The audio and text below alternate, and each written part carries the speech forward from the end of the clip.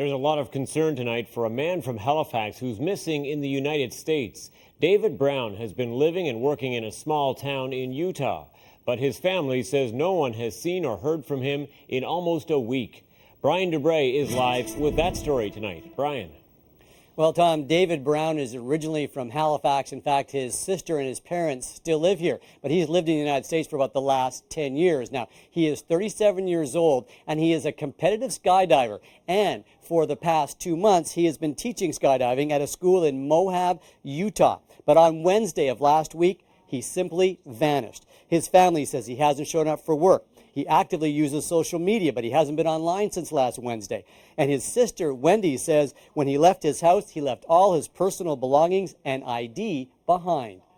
All of Dave's personal credentials, belongings remain untouched in his place of residence, including significant amounts of cash, his credit card, his green card, his passport.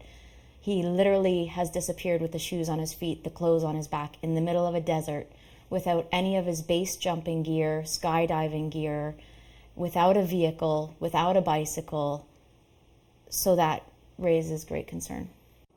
Now, his family launched a missing persons report with the Moab police on Saturday, and they've also put a call into the Foreign Affairs Office in Ottawa looking for help. They're also appealing to the skydiving community online. In fact, several people from the skydiving community are sending a couple of small planes and a helicopter from California to help search the area near Brown's house in Utah. Now, this afternoon, Wendy and her uncle were booking flights to Utah. They're going to try to do whatever they can to help with the search on the ground. She says that her family has absolutely no idea what happened to him, but they say he is resourceful, and they are still very confident that he will return safely. Tom? It's going to be troubling for that family. Thanks very much, Brian. CBC's Brian Dubreil live in our newsroom this evening.